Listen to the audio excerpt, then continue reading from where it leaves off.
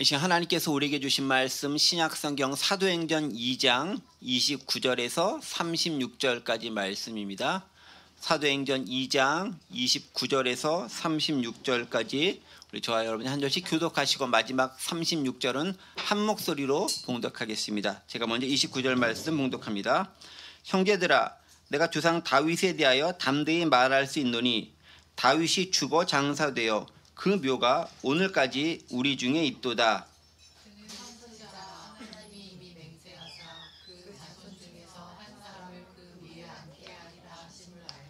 미리 본고로 그리스도의 부활을 말하되 그가 음부에 버림이 되지 않고 그의 육신이 썩음을 당하지 아니하시리라 하더니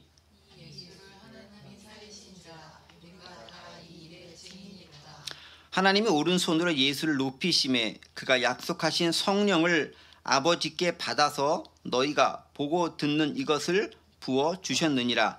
다윗은 하늘에 올라가지 못하였으나 친히 말하여 이르되 주께서 내 주에게 말씀하시기를 내가 네 원수로 네 발등상이 되게 하기까지 너는 내 우편에 앉아 있으라 하셨도다 하였으니 그런즉 이스라엘 온 집은 확실히 알지니 너희가 십자가에 못 박은 이 예수를 하나님이 주와 그리스도가 되게 하셨느니라 하니라.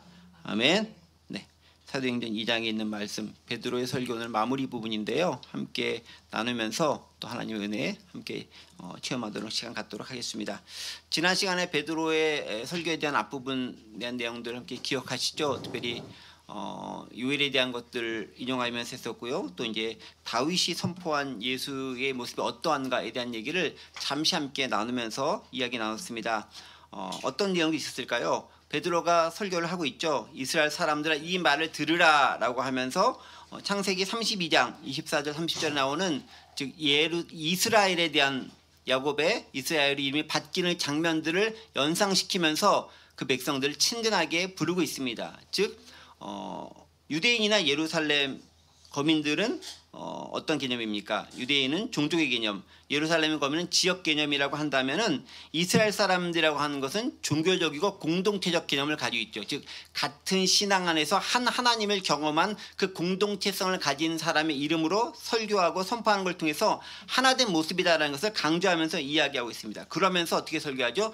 니네가 아는 것을 토대로 니네가 익히 알고 있는 구약의 사건과 말씀들을 통해서 내가 이제 말씀을 전하겠다라고 이야기를 하고 있습니다. 즉 모르는 것을 가지고 얘기하는 것이 아니라 아는 걸 가지고 이야기하고 있죠. 그래서 어떻게 합니까? 너희들은 예수님을 버렸지만 하나님이 그를 살리셨다라고 하면서 그것들이 바로 하나님께서 예수님을 증언하신 내용인데 그것이 복음서에 예수님이 행하셨던 기적과 이적과 여러 말씀들과 그 내용들이 바로 그것이다 라고 하면서 이야기해주고 있습니다. 자, 그러면서 이제 본격적으로 인용하면서 이야기하고 있죠. 어떻게 해요? 그가 하나님께서 정하신 뜻과 미래하신 대로 내준 바 되었거늘 이라고 얘기하면서 예수님을 인간들이 자기 계획대로 죽였다라고 생각했을지 모르겠지만 그것도 역시 하나님의 예정과 계획 안에 있었다라는 거죠. 그러니까 우리가 아무리 뭔가를 계획대로 한다고 할지라도 하나님의 섭리 가운데 있는 존재다라는 것을 인식할 필요가 있다라고 얘기합니다. 그러면서 비록 예수님인 너희가 죽였지만 그는 죽음에 이르고 사망에 묶여있을 뿐이 아니다. 왜 그렇습니까? 예수님은 하나님의 아들이시고 두 번째는 그는 죄를 전혀 짓지 않기 때문에 사망이 그를 얽어매거나 올가맬 수 없다고 선언하고 있습니다. 사망이 죽음이 예수님을 잡아줄 수 없다고 얘기하고 있는 거죠. 자, 그러면서 다윗의 증언을 토대로 이야기하고 있습니다. 다윗의 증언을 토대로 얘기할 때 특별히 시편 16편에 있는 말씀을 가지고 얘기하죠. 다윗은 고백하죠. 내가 항상 내 앞에 계신 줄을 배웠으며 라고 고백하고 있죠. 그 말은 뭐겠습니까?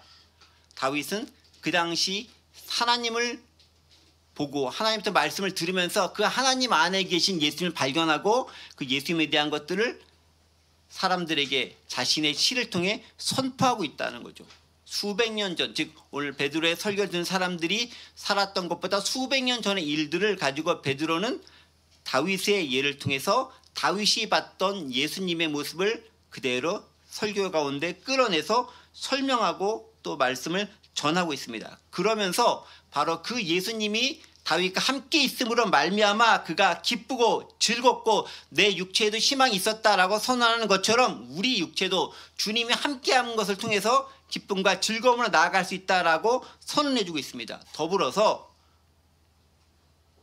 내 영혼을 음부에 버리지 않고 거룩한 자로 썩지 않게 하실 것이다 라는 그 선언포의 말씀을 통해서 다윗 자신의 영혼의 구원을 확신하게 되었다라고 얘기하고 있고요. 우리 역시 예수를 믿는 자라면 예수님이 부활하신 것처럼 우리 역시 죽음이 우리를 얽어맬 수 없고 부활하게 된다는 것을 시편 16편에 있는 말씀을 인용해서 설명해 주고 있습니다. 베드로가 다윗을 통해서 예수님을 발견해내고 설명하고 있고요. 그것을 그 말씀을 듣는 사람들이 적용할 수 있도록 이야기해 주고 있습니다. 그러면서 마지막에 선포하죠. 주께서 생명의 길을 내게 보이셨으니 주 앞에서 내게 기쁨이 충만하로다. 바로 그 생명의 길을 따라가는 것이 기쁨 가운데 살아가는 길이 된다라고 고백하고 있습니다.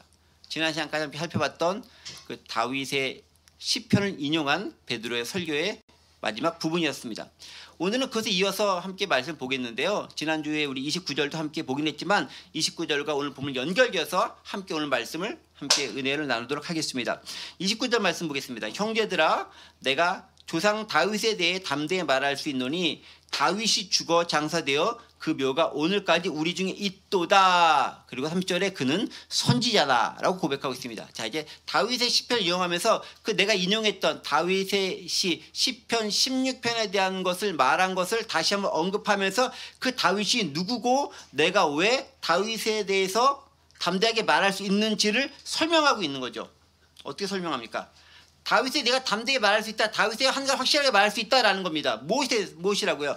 다윗은 죽어서 장사되어서 그 묘가 우리 가운데 있다라는 거예요. 즉 다윗은 지금 살아있어요?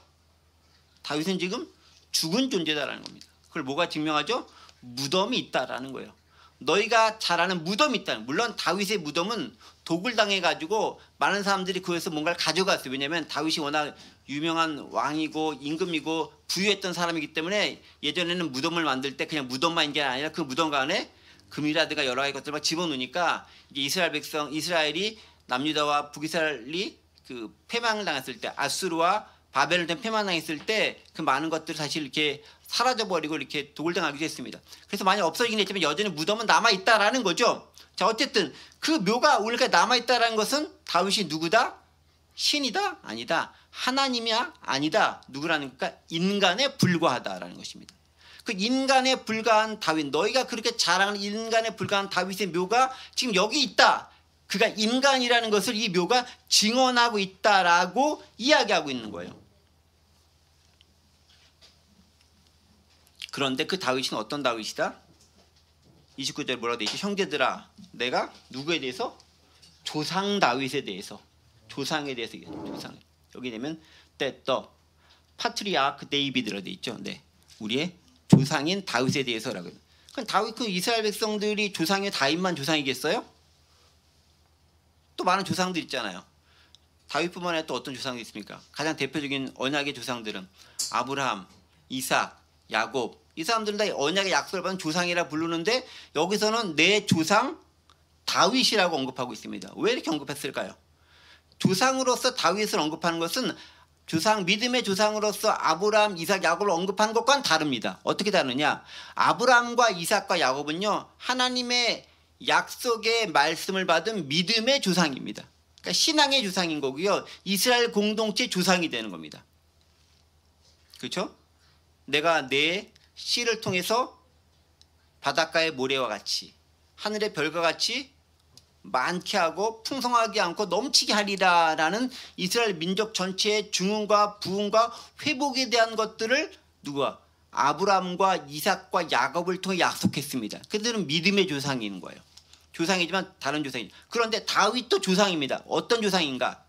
다윗은 그들과 약간 다른 조상입니다. 어떻게 다르냐? 다윗은 메시아의 계보의 첫 번째 약속을 받은 조상이 된다는 측면에서 차이가 있습니다.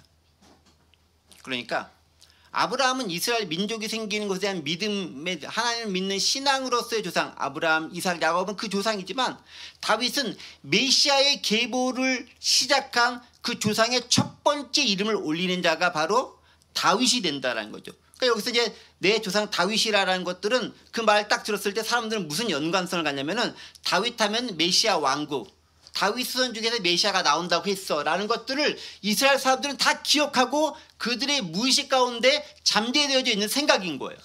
그러니까 그것들을 자극하는 거죠. 어디까지 연결시키기 위해서. 그렇죠. 다윗으로부터 예수까지 연결시키고자 하는 의도가 내 조상 다윗이다라는 말을 통해서 베드로는 지금 언급하고 있는 거예요. 이 베드로가요, 복음서에 나타났던 그 베드로가 아니라니까요. 사도행전의 베드로는 정말로 탁월한 설교자와 성서 해석자로서 변한 모습을 보여주고 있는 거예요. 놀랍게 변한 모습들 지금 발견하고 있는 거죠. 자, 그 메시아의 조상으로서의 다윗에 대해서 내가 담대히 말할 수 있다라고 선언합니다. 그런데 메시아의 조상쯤 되니까 얼마나 그가 위대한 자고 사람들이 우러러 보겠습니까? 많은 사람들이 다윗의 가문에 속한 것을 자랑스러워하고 그 다윗의 부흥과 다윗의 부유함 시대를 앙망하고 있습니다. 그 시대가 회복될 것이다 라고 보고 있습니다.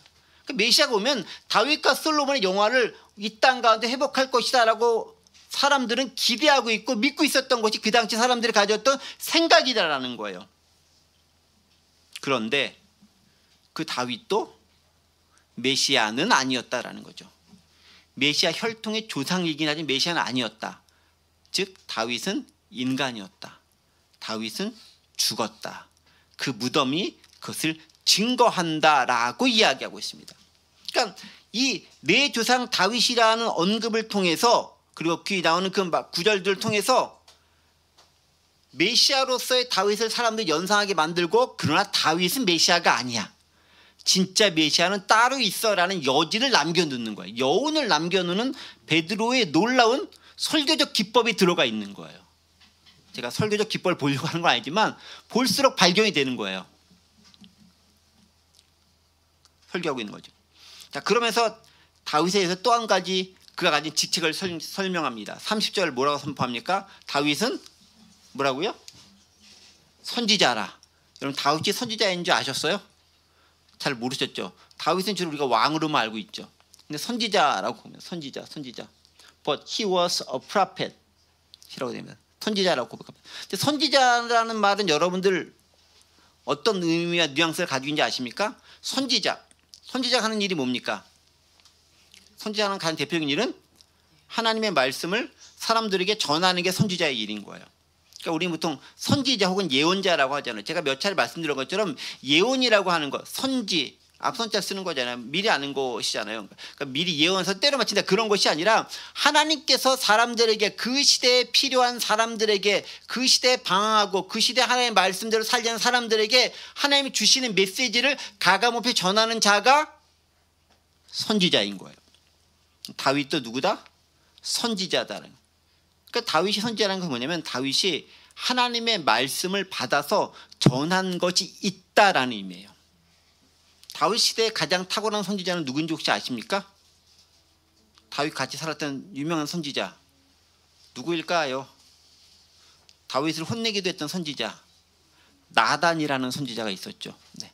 나단과 더불어서 다윗도 선지자 역할을 했다라고 볼 수 있습니다. 그러니까 선지자가 뭐냐면 하나님의 말씀을 세상 가운데 전할 수 있는 자, 그가 선지자의 사명을 가진 자다라고 표현할 수 있습니다.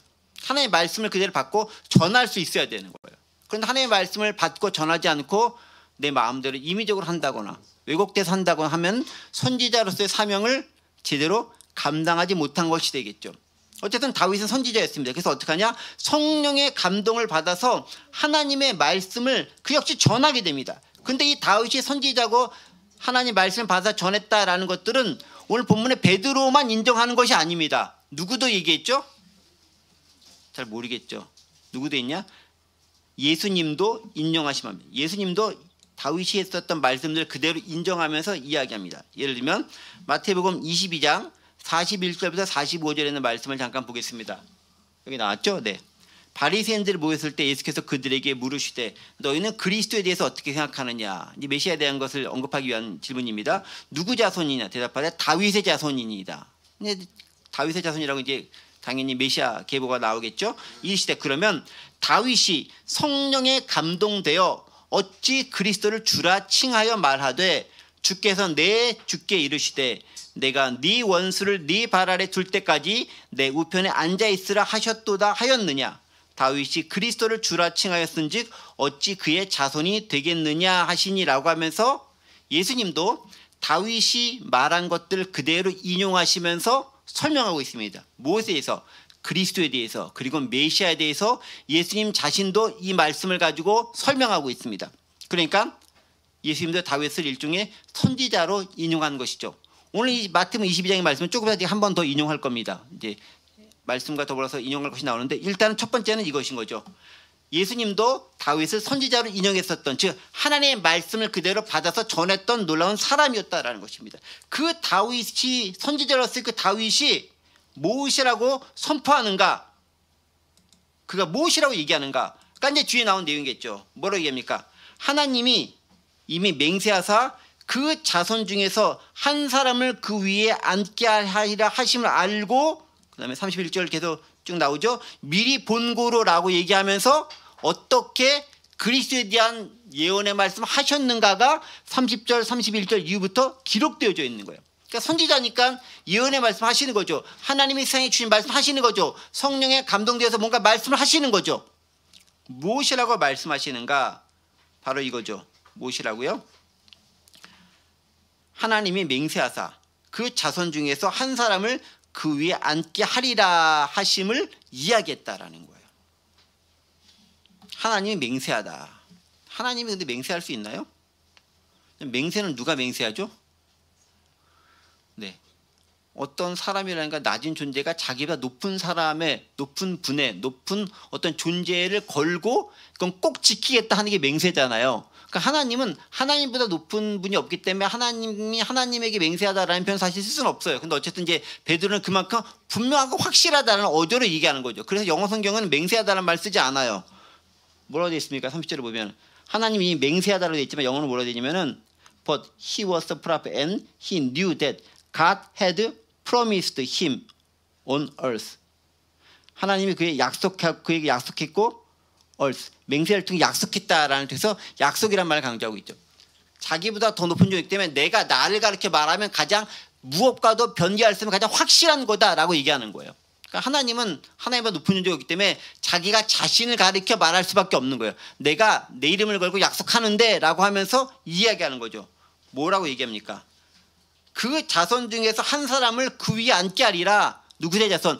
다윗의 자손 가운데 한 사람을 그 다윗의 자손 그 이상에 앉게 하겠다라고 선언하는 겁니다. 그걸 누가 얘기했다고요? 다윗이 얘기했다라는 거예요. 다윗이 얘기했다라고 지금 베드로가 설교하고 있는 거예요. 그러니까 베드로는 이스라엘 사람들이 가장 존경에 맞지 않는 인물인 다윗의 예를 들면서 그가 선지자로서도 말했는데 그가 말한 것이 바로 예수 그리스도에 대한 예언의 말씀도 그 다윗이 했다라고 얘기합니다. 즉 다윗은 선지자며 다윗은 메시아가 아니야.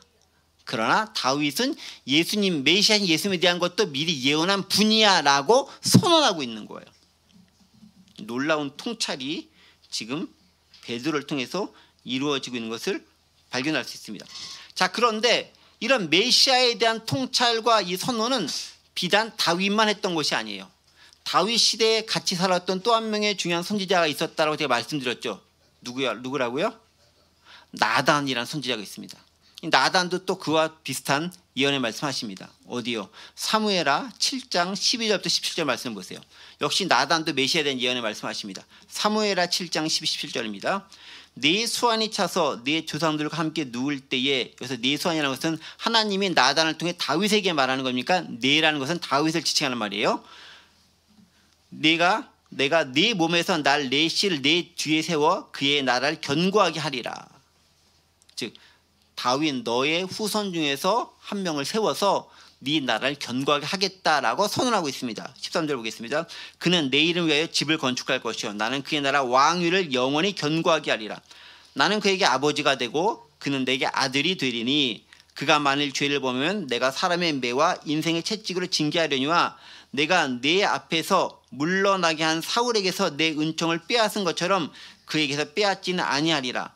네 집과 네 나라가 내 앞에서 영원히 보존되고 네 왕위가 영원히 견고하려 하셨다 하라. 나단이 이 모든 말씀들과 이 모든 계시대로 다윗에게 말하니라 라고 얘기하면서 선언하고 있습니다. 그러니까 이 나단의 예언은 뭐냐면은 짧게는 다윗 너의 왕위가 너의 후손들로 인해서 계승될 것이다 라고 하는 현실적인 예언의 말씀도 있지만, 중의적으로 그 안에 포함된 중요한 메시지는 뭐냐면 너의 후손 가운데서 정말로 온 세상을 통치하고 다스릴 메시아가 나올 것이고 그의 왕위는 영원할 것이다 라는 선언이 바로 나단 선지자를 통해서도 언급되고 있습니다.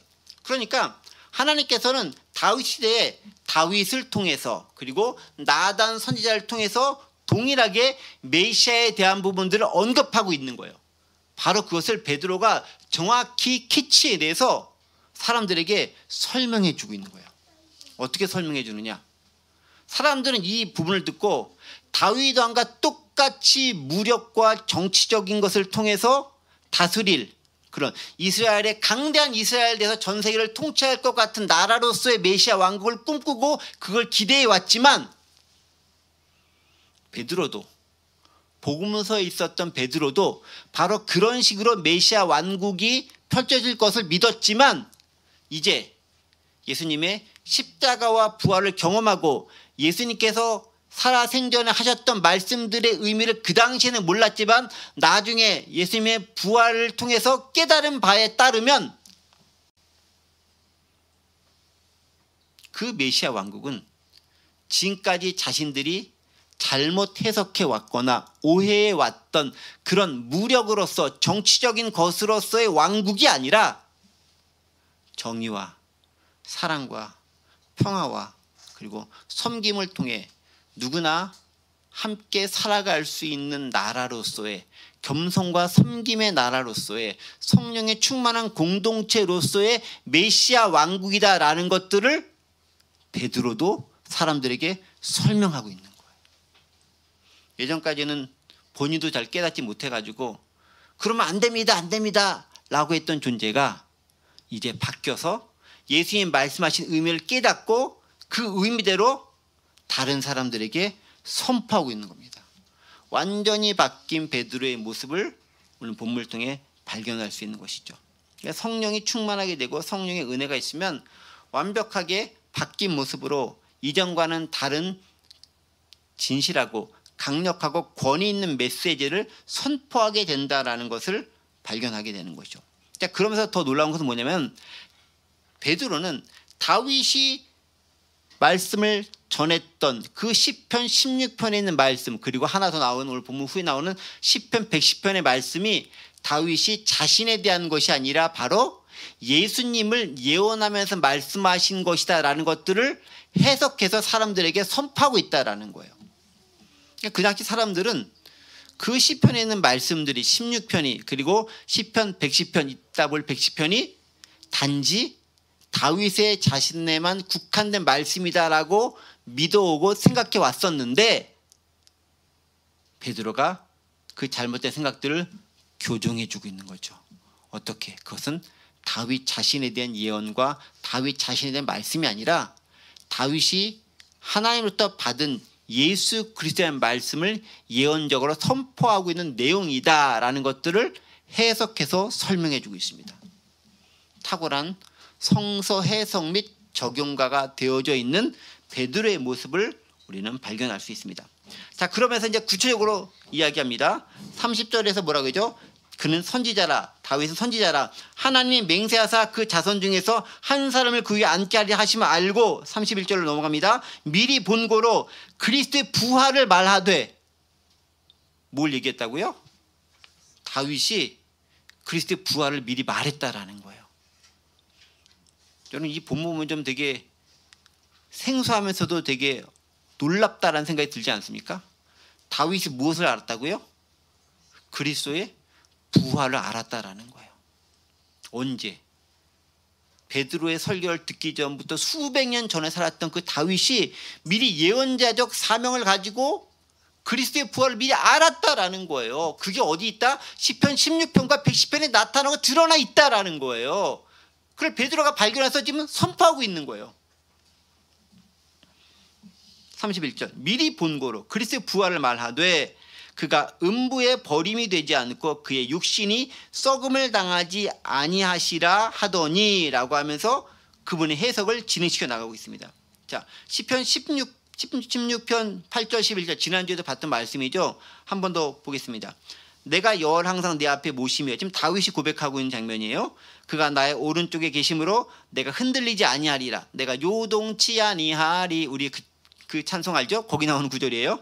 이러면 나의 마음이 기쁘고 나의 영도 즐거워하며 내 육체도 안전히 거하리니. 10절 이는 주께서 내 영혼을 수월에 버리지 아니하시며 주의 거룩한 자를 멸망시키지 않으실 것입니다 라고 얘기하면서 언뜻 보기에는 다윗이 지금 자신의 내 영혼을 버리지 않고, 즉 지옥에 버리지 않고 멸망시키지 않고 나를 지켜줄 것이다 라고 고백하고 있는 것처럼 보입니다. 그게 틀린 고백은 아니에요. 실제로 다윗이 그 영혼이 하나님의 은혜 가운데서 이 절망 가운데 있지만 하나님의 동행하심으로 내가 나음을 입어서 내가 회복될 것입니다 라는 그 믿음의 참 고백이기도 합니다. 그러나 동시에 이 구절은 예언의 말씀이기도 하다라는 거예요. 다윗 자신에게도 적용되어 있는 은혜의 말씀이기도 하지만 나뿐만이 아니라 예수 그리스도의 말씀이기도 하다라는 거예요. 어떻게? 10절에 있는 말씀은 내가 그렇게 되기도 하지만 궁극적으로는 내가 아니라 누가? 내 후에 오실 메시아로서 그 예수님이 수월에 버려지지 아니하고 그것에 멸망을 당하지 않게 될 것이다 라고 예언한 말씀이다라는 거예요. 그 말씀이다 라고 지금 베드로가 이 말씀을 갖다가 예수님께 적용해서 설교하고 있는 거예요. 그럼 베드로의 지금 놀라운 통찰을 발견할 수 있는 거예요. 이 말씀만 가지고 어떻게 그것을 발견하겠습니까? 베드로가 이 말씀 발견한 것은 성령의 충만함과 은혜로움을 통해서 말씀을 깨닫는 능력이 생긴 거예요. 그러니까 여러분, 성령께서 우리를 강력하게 사로잡으면 말씀이 깨달아집니다. 예전까지 뭔 소리 했던 것들이 말씀이 막 연결되는 은혜가 생기고요. 아, 이게 그런 의미였구나 하는 것들이 갑자기 발견되고 깨달아지고 알아지는 은혜가 생깁니다. 그래서 여러분 어떤 기쁨과 자유함이 있냐면요. 성령이 충만하게 되면 성경을 읽을 때 그 성경이 막 알아지는 것과 같은 그런 느낌과 생각들이 많이 들어요. 그러니까 예전에 예수님을 믿기는 믿었지만 교회는 다녔지만 그냥 다닐 때는 이게 뭔 소리야 지루하고 뭔 알지도 못하는 허무맹랑한 얘기로 가득 차 있어 라고 생각되었던 그 말씀들이 어느 순간 그것들이 내 가운데서 살아있는 말씀으로 다가와서 깨달아지고 알아지기 시작할 때가 있습니다. 성령께서 우리를 주관하여서 말씀을 알게 하시는 순간입니다. 깨닫게 하시는 순간이죠. 니네가 무엇을 말해야 될지 알게 하고 깨닫게 하리라 라고 약속하신 것처럼 그 성령께서 우리가 말할 것들을 알게 하시고 깨닫게 하시다라는 것입니다. 자, 그러면서 이 얘기하고 있는 거죠. 즉 예수님은 음부에 버림이 되지 않고 그 육신은 썩어질 수도 없다라고 이야기하고 있습니다. 자, 그러면서 32절 넘어갑니다. 이 예수를 하나님이 살리신지라. 너희는 죽였지만 지난 시간처럼 하나님이 그분을 살렸다. 그런데 우리가 뭐다? 이 일의 증인이다. 하나님이 죽은 자 가운데서 예수님을 살리신 것 우리가 다 증인이고 우린 지금 그 역할을 감당하고 있다라고 선언하고 있습니다. 그러면서 33절 얘기하죠. 하나님이 오른손으로 예수님을 높이심에, 하나님의 오른손이라는 것은 권능을 상징하는 거예요. 주의 오른손은 제가 왼손 들고 있네요. 오른손은 권능을 상징하는, 하나님이 오른손으로 했다는 하나님의 권능과 능력으로 뭔가 역사를 행하셨다라는 겁니다. 그러니까 권능의 손으로 예수님을 올리셨다라는 거예요. 그러니까 예수님이 스스로 부활했다가 아니라 하나님이 예수님을 부활시키셨다라는 거예요. 부활시키셨다. 그리고 그가 약속하신 성령을 아버지께 받아서 너희가 보고 듣는 이것을 부어주셨느니라 라고 얘기했어요.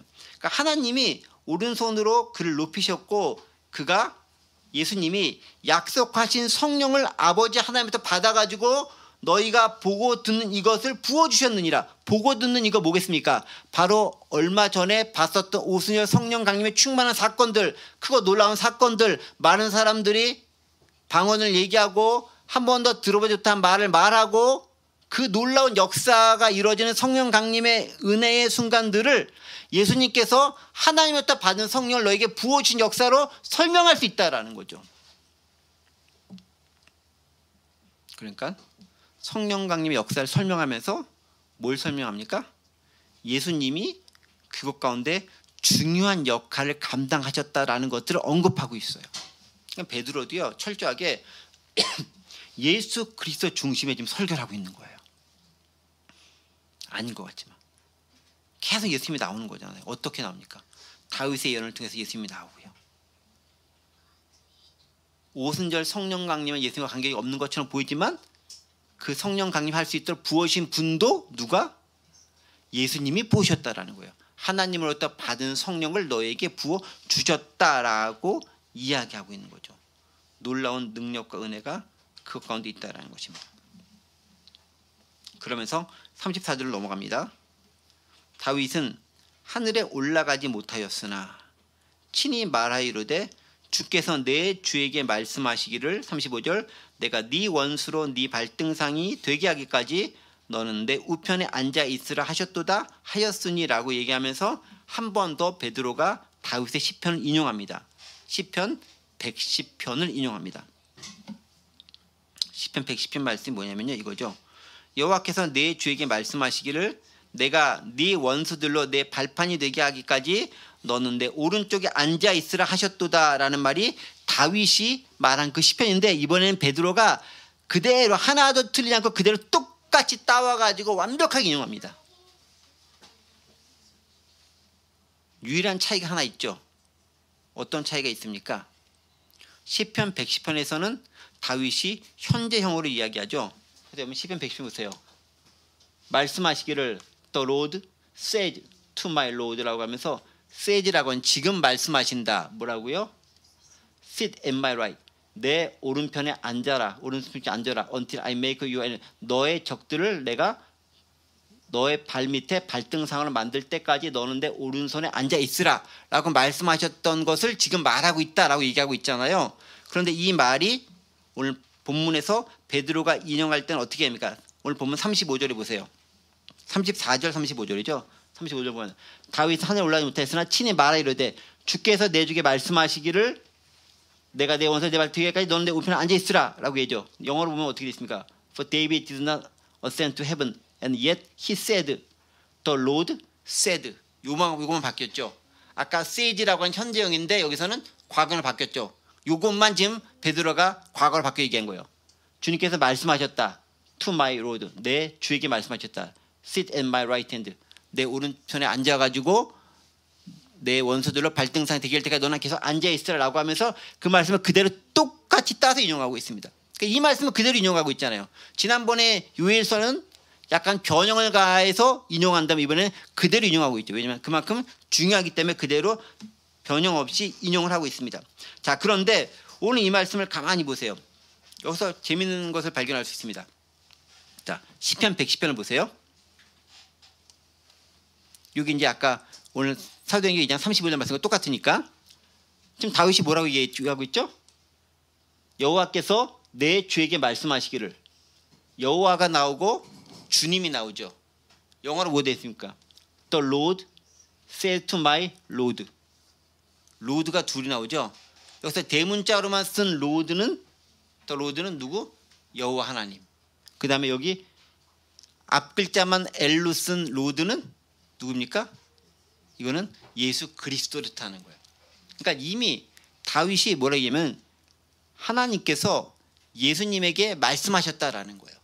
그 얘기를 다윗은 들었다라는 거예요. 뭐라고 말씀하셨냐? Sit at my right hand until I make your enemies a footstool for your feet. 내 원수들로 내 발판이 되게 하기까지 너는 내 오른편에 앉아 있으라라는 말을 들었다라는 거예요. 누가 들었어요? 다윗이. 누가 누구에게 얘기하는 것을? 하나님이 예수님에게 얘기하는 것을. 그러니까 다윗은 여호와 하나님도 The Lord, 예수님도 My Lord라고 표현하고 있죠. 로드가 두 번 나오지만 앞에 있는 것은 하나님, 두 번째 나온 것은 예수 그리스도에는 그 주님을 얘기하는 겁니다. 그래서 성경 복음서에서 우리는 예수님을 얘기할 때 주님, 주님, 주님 얘기 않습니까? 또 로드, 로드, 로드 얘기 않습니까? 그 주님이 바로 그 주님이라는 거예요. 자, 그런데 시편 110편에서 뭐라고 얘기한다고요? 다윗이 여호와께서 주님에게 말씀하신 것을 들었다라고 얘기하고 있는 거죠.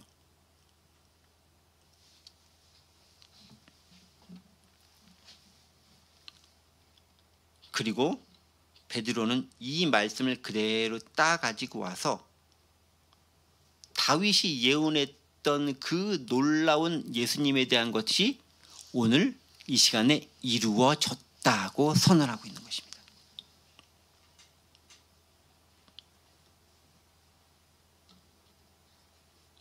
베드로의 다윗의 시편에 대한 탁월한 해석이 여기서 다시 한번 들어가 있는 것이죠. 자, 그런데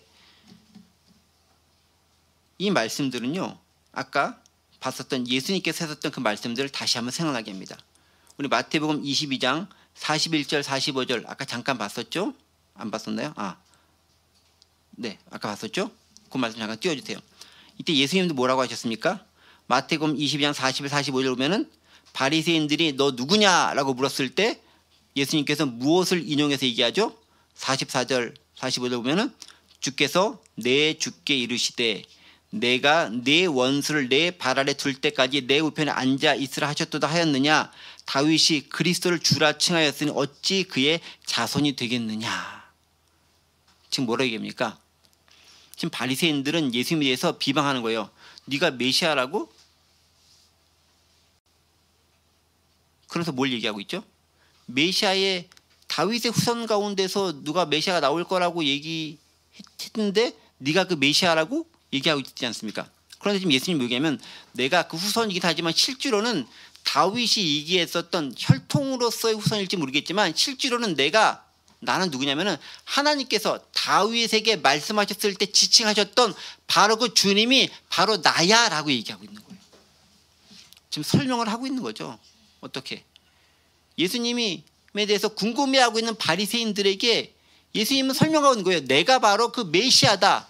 니네가 그렇게 잘 알고 있었던 다윗이 예언한 메시아가 바로 나다라고 하는 것들을 다윗의 시편을 통해서 예언을 하고 있고요. 지금 베드로는 바로 이 시편의 말씀을 또 끄집어내서 그가 바로 예수님이다라고 다시 한번 강조해서 이야기하고 있는 거예요. 그러니까 이 말씀 보면요, 베드로가 예수님께서 바리새인들과 대화하면서 언급하셨던 그 내용들을 잘 기억하고 있었던 것이 분명해요. 물론 성령께서 깨닫게 하시고 지혜를 주셔서 그 말씀을 잊지 않게 하셨겠죠. 그러니까 그렇게 얘기했겠죠. 그렇죠? 성령께서 함께 하시면 기억력도 좋게 하시는 것 같아요. 보면 잊어먹지 않으니까.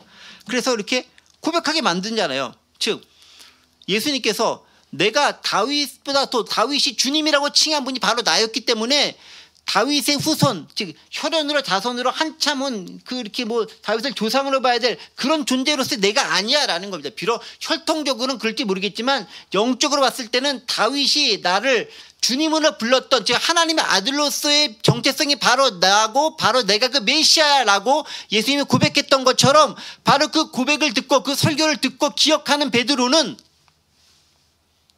오늘 본문에서 사람들에게 다시 설명해 주고 있는 거예요. 시편 110편에서 언급했던 것들이 바로 예수님을 지칭하고 있는 거다. 그리고 그것들은 나단이 예언했던 그 예언이 나단이 사무엘하 7장 12절 17절 예언했던 그 예언이 다시 이루어진 것이다 라고 선언하고 있습니다. 그런데 여기서 가슴 아픈 폐부를 찌르는 말을 하죠. 36절 그런즉 이스라엘 온 집은 확실히 알지니 너희가 십자가에 못 박은 이 예수를 하나님이 주와 그리스도가 되게 하셨느니라.